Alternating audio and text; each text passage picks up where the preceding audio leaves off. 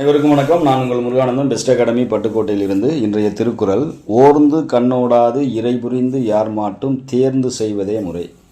எதையும் நன்கு ஆராய்ந்து ஒரு பக்கம் சாயாது நடுவு நிலையில் நின்று நடத்துவதே சிறந்த ஆட்சி என்கிறார் தெய்வப்புலவர். இந்த அற்புதமான திருக்குறளோடு நம்ம வீடியோக்குள்ளே போகலாம்.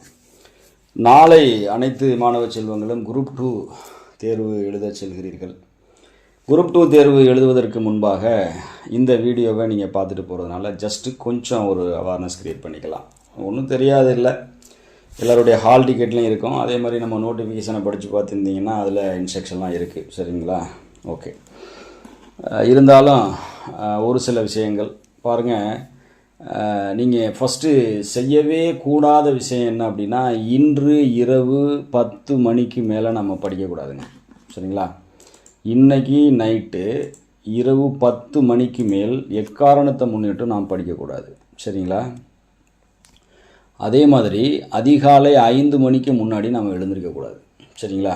இப்போது 10 மணிக்கு படுக்கிறவங்க அதிகாலை 5 மணிக்கு முன்னாடி எழுதக்கூடாது.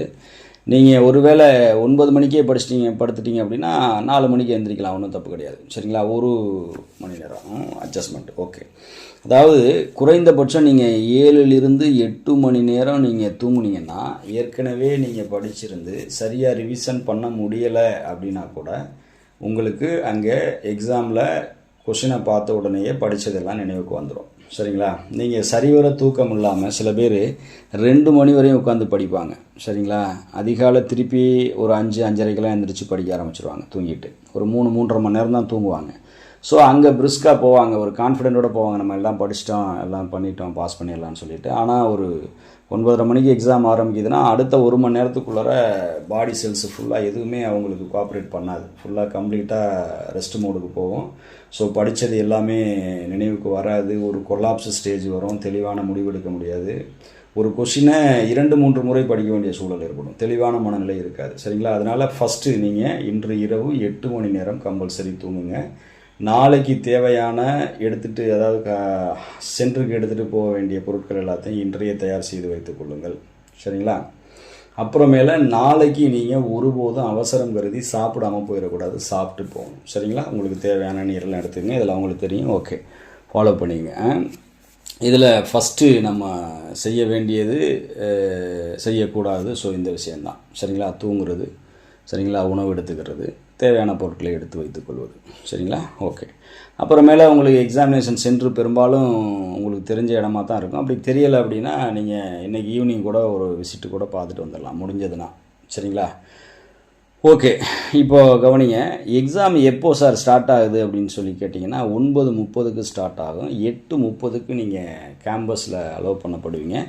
சரிங்களா? 9 மணியோட க்ளோஸ் பண்ணிடுவாங்க. இதில் ஒரு மிக முக்கியமான பாயிண்ட் என்ன அப்படின்னா, 9 மணி கரெக்டாக ஷார்ப்பாக உங்களுடைய காலேஜோ அல்லது ஸ்கூலோ கேம்பஸ்ஸு கேட்டு வந்து க்ளோஸ் பண்ணிடுவாங்க. நீங்கள் 9 நிமிடம் 5 வினாடிகளுக்கு சென்றாலும் உங்களுக்கு விதிமுறைப்படி மீண்டும் வந்து கதவு திறக்கப்பட மாட்டாது. வேணால் நம்ம வீரவசனம் பேசலாம், நம்ம வேறு ஏதாவது அவதூறுகளை அள்ளி பரப்பலாமே தவிர அங்கே வெற்றிக்கு அது உதவவே உதவாது. சரிங்களா? 100% நீங்கள் என்ன பேசினாலும் என்ன கோரிக்கை வச்சாலும் அது உங்கள் மேலே தான் தவறுதலாக வரும். அதனால் அதே காலை 8:30லேருந்து நீங்கள் உள்ளர போகலாம். ஸோ ஒரு 8:45 மணிக்குள்ளார நீங்கள் சென்டருக்கு போகிறதுக்கு முயற்சி எடுங்க. சரிங்களா?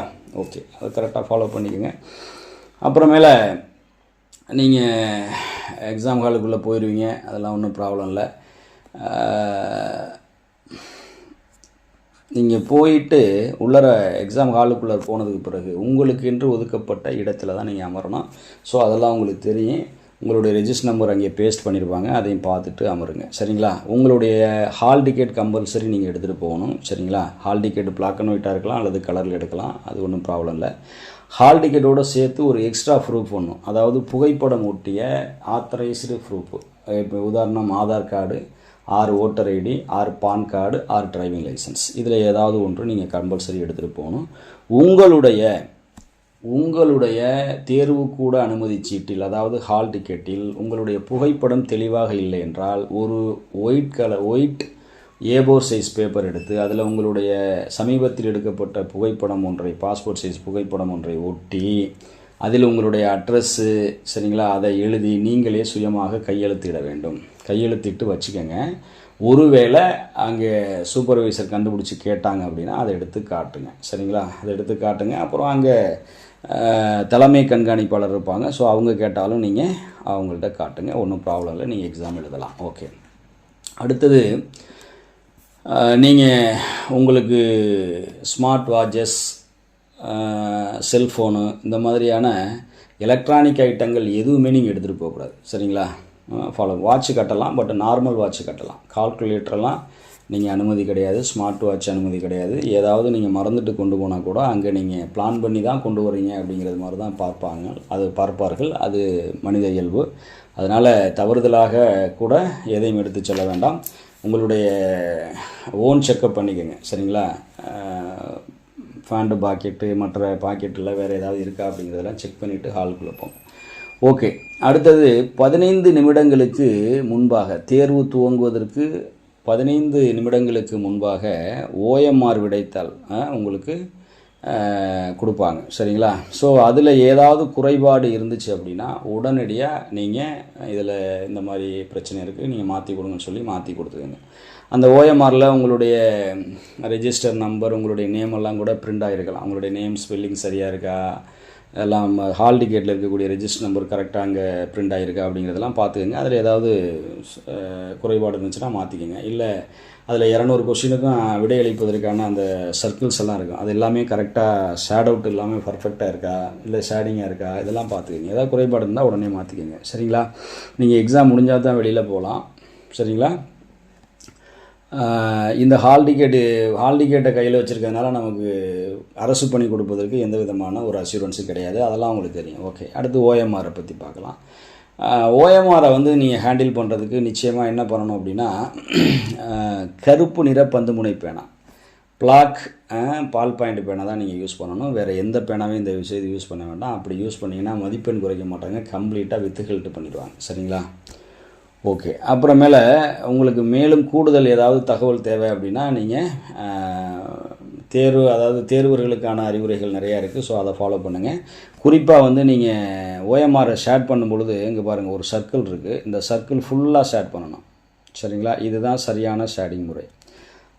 இப்படி ஒரு சர்க்கிள் இருக்குன்னா சில பேர் என்ன பண்ணுறாங்கன்னா புள்ளி வைக்கிறான். இப்படி ஒரு சர்க்கிள் இருக்குன்னா சில பேர் என்னென்னா இப்படி டிக் அடிக்கிறாங்க. ஸோ அதெல்லாம் சரியான ஷேடிங் மெத்தடு கிடையாது. ஸோ இதுதான் சரியான ஷேடிங். சரிங்களா, அடுத்த சர்க்கிளை டச் பண்ணாமல் பண்ணுங்கள்.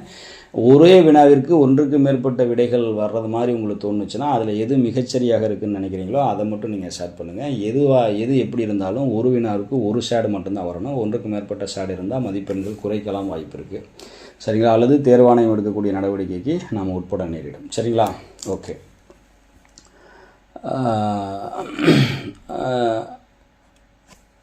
ஓகே. அப்புறமேல பாருங்கள், OMR விடைத்தாளை பொறுத்த வரைக்கும் சரிங்களா, புகைப்படம் மற்ற எல்லாமே சரியாக இருக்கா அப்படிங்கிறத நீங்கள் பார்த்துக்கணும். ஒருவேளை ஏதாவது பிரச்சனை இருந்துச்சு அப்படின்னா தேர்வு தொடங்குவதற்கு முன்பாகவே நீங்கள் அதை மாற்றிக்கணும். தேர்வு தொடங்கிருச்சு அப்படின்னா மாற்ற மாட்டாங்க. நீங்கள் அந்த தேர்வு அதில் தான் எழுதுகிற மாதிரி இருக்கும். சரிங்களா, ஸோ அதெல்லாம் ஃபாலோ பண்ணி கொஞ்சம் அவேர்னஸோடு இருந்துக்குங்க. அப்புறமேல கையெழுத்திடுறது பார்த்திங்கன்னா கரெக்டாக உங்களுக்கு தேர்வர்களுக்குன்னு கையெழுத்து போடுறதுக்கு ஒரு இடம் இருக்கும், அங்கே கையெழுத்து போடுங்க. அவசரப்பட்டு எக்ஸாமினர் சைன் பண்ணுற இடத்துல சைன் பண்ணிடாதீங்க. சரிங்களா, அதை நிரப்புவதற்கு ஏதாவது உங்களுக்கு சந்தேகங்கள் இருந்ததுன்னா ஹால் சூப்பர்வைசர் இருப்பாங்க. ஸோ அவங்கக்கிட்ட பணிவோடு கேளுங்க. சரிங்களா, கேட்டு அதன்படி செய்யுங்க. அவசரப்பட்டு ஃபில்அப் பண்ண வேண்டாம். அப்புறமேல நிச்சயமாக எல்லோரும் LTF லெஃப்ட் தம்ப் இம்ப்ரெஷன் அது வைக்கணும்.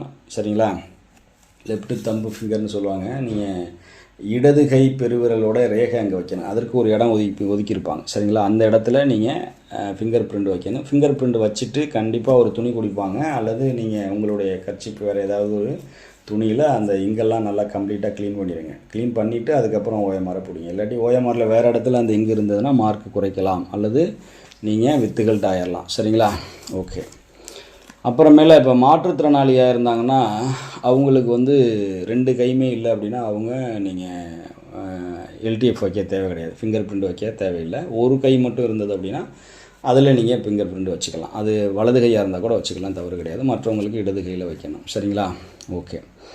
அப்புறம் நீங்கள் நிச்சயமாக ஏதாவது ஒரு வினாவிற்கு ஒரு ஷேடு மட்டும்தான் பண்ணணும், ஒன்றுக்கு மேற்பட்ட ஷேடிங் இருக்கக்கூடாதுன்னு சொல்கிறாங்க. அதை ஃபாலோ பண்ணிக்கோங்க. சுத்தமாக கொஷினுக்கு ஆன்சரே தெரியலை அப்படின்னா அப்படிங்கிற ஒரு ஆப்ஷன் இருக்கும், 5வது ஆப்ஷனாக, அதாவது விடை தெரியவில்லை அப்படின்னு ஒரு ஆப்ஷன் இருக்கும். அந்த ஆப்ஷனை நீங்கள் சூஸ் பண்ணலாம் அப்படின்னு சொல்கிறாங்க. எது எப்படியோ நீங்கள் சுத்தமாக எந்த ஒரு வினாவிற்கும் பிளாங்காக விடக்கூடாது, ஏதாவது ஒன்று ஸ்டார்ட் பண்ணிடணும். ஒருபோதும் நீங்கள் எப்படி சொல்கிறது, யாரும் ஸ்டார்ட் பண்ண மாட்டாங்க. அந்த வினா 100% தவறு அப்படின்னு அந்த மாதிரி உங்களுக்கு தெளிவாக தெரிஞ்சால் மட்டும் ஸ்டார்ட் பண்ணுங்கள், இல்லாட்டி ஏதாவது ஒன்று ஸ்டார்ட் பண்ணிட்டு வாங்க. ஓகே. அப்புறமேல பாருங்கள், நீங்கள் அந்த ஓஎம்ஆர் விடைத்தாளை அங்கே எக்ஸாமினர்கிட்ட ஒப்படைச்சிட்டு தான் நீங்கள் வெளியில் வரணும், சரிங்களா? ஆமாம். அப்புறமேல மாற்றுத்திறனாளிகளுக்கு 4 மணி நேரம், 4 ஹவர்ஸ். மாற்றுத்திறனாளிகளுக்கு எத்தனை ஹவர்ஸு? 4 ஹவர்ஸ். நமக்கு தான் நார்மலாக உள்ளவங்களுக்கு தான் 3 ஹவர்ஸு, மற்ற மாற்றுத்திறனாளிகளுக்கு 4 ஹவர்ஸ். இதை நீங்கள் கேட்டு தான் வாங்கிக்கணும். சில பேருக்கு தெரியாது, இன்ஸ்ட்ரக்ஷன் சரியாக ரீச் ஆகிருக்காது, சரிங்களா? அதனால் உங்களுக்கு கூடுதல் 1 மணி நேரம் தேவைப்படுச்சுன்னா கூடுதலாக எடுத்துக்கோங்க, இல்லைன்னா முடிச்சுட்டு வந்துடலாம். ஓகேவா? ரைட். அப்புறம் இந்த விதிமுறைகளில் ஏதாவது உங்களுக்கு நீங்கள் மீறினீங்கன்னா உங்கள் மீது நடவடிக்கை எடுப்பாங்க. அதிகபட்சம் 3 ஆண்டுகள் வரை தேர்வு எழுதுவதற்கு தடை விதிப்பாங்க, சரிங்களா? அப்புறமேல உங்களோட வரக்கூடிய உங்கள் உறவினர்கள், உங்கள் நண்பர்கள் யாரும் தேர்வு கூடத்திற்குள்ளே அனுமதிக்க மாட்டாங்க. அனுமதிக்கணும்னு சொல்லி வீண் விவாதம் கோரிக்கைகள் வைக்க வேண்டாம், அதற்கு செவி கொடுக்க மாட்டார்கள், சரிங்களா? ஓகே. எனிவே நல்லபடியாக குரூப் 2 தேர்வு ப்ரிலிம்ஸு எழுதி அதில் வென்று குரூப் 2 மெயின்ஸ் இன்டர்வியூன்னு சொல்லிட்டு எல்லா நிலைகளிலும் வென்று வாகை சூட என்னுடைய வாழ்த்துக்களை தெரிவிச்சுக்கிறேன். உங்களுக்கு வீடியோ பிடிச்சிருந்துச்சுன்னா லைக் பண்ணுங்கள், கமெண்ட் பண்ணுங்கள், ஷேர் பண்ணுங்கள், சப்ஸ்கிரைப் பண்ண மறந்துடாதீங்க. Thanks to all. ஓகே.